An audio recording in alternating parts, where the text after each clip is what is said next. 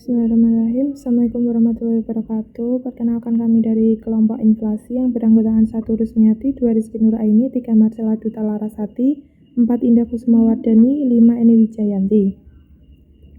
Yang pertama, pengertian inflamasi. Inflamasi adalah salah satu respon protektif terhadap cedera atau kerusakan jaringan dengan cara menghancurkan, mengurangi, atau mengurung agen atau senyawa asing yang masuk untuk mempertahankan homeostasis tubuh dan membuang sel dan jaringan nekrotik yang diakibatkan oleh kerusakan sel. Tanda-tanda inflasi: 1. Rubor atau kemerahan, 2. Tumor atau pembengkakan, 3. Kalar atau panas, 4. Dolor atau nyeri, 5. Fungsiolaisa. Radang mempunyai 3 peran penting dalam perlawanan terhadap infeksi. Yang pertama, memungkinkan penambahan molekul dan sel efektor ke lokasi infeksi untuk meningkatkan performa makrofaga. Yang kedua, menyediakan rintangan untuk mencegah penyebaran infeksi. Yang ketiga, mencetuskan proses perbaikan untuk jaringan yang rusak. Jenis-jenis inflamasi. 1. Inflamasi akut. Inflamasi akut adalah inflamasi yang berlangsung relatif singkat, dari beberapa menit sampai beberapa hari, dan ditandai dengan eksuduasi cairan dan protein plasma serta akumulasi leukosit neutrofilik yang menonjol. Yang kedua, inflamasi kronik. Inflamasi kronik terjadi karena rangsang yang menetap, seringkali selama beberapa saat, minggu, atau bulan, menyebabkan infiltrasi sel-sel monokluar dan proliferasi fibroblas. Pengobatan inflamasi menjadi 2 tujuan, yaitu 1. Meringankan gejala dan mempertahankan fungsi. Yang kedua, memperlambat atau menghambat proses perusakan jaringan.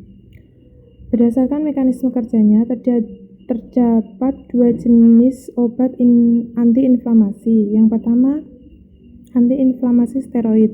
Obat ini inflamasi golongan steroida, bekerja menghambat sintesis prostaglandin dengan cara menghambat enzim fosfolipase, sehingga fosfolipid yang berada pada membran sel tidak dapat diubah menjadi asam arakidonat.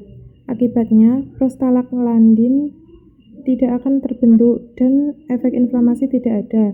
Contoh obat antiinflamasi steroid adalah dexamethasone, betamethasone, dan hidrokortison. Yang kedua, antiinflamasi non-steroid, NSAID.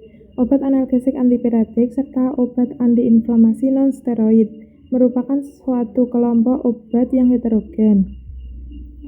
Obat antiinflamasi jenis non-steroid dibagi menjadi beberapa jenis, yaitu 1. Derivat asam propionat, misalnya fenbufen, fenoprofen, flurbiprofen, ibuprofen, ketoprofen, naproxen, asam pirolakonat, dan asam tripofenat.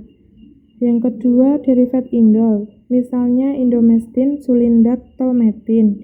Yang ketiga, derivat asam fenamat, misalnya asam mefenamat, nukleofat.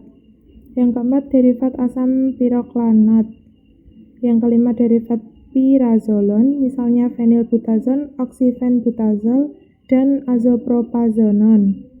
Yang keenam, derivat oksikam, misalnya piroxicam dan tenoxicam. Yang ketujuh, derivat asam salisilat, misalnya asam fenilasetat dan asam asetat inden.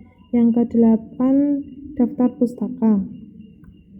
Sekian presentasi dari kelompok kami, ada kurang lebihnya mohon maaf. Wassalamualaikum warahmatullahi wabarakatuh.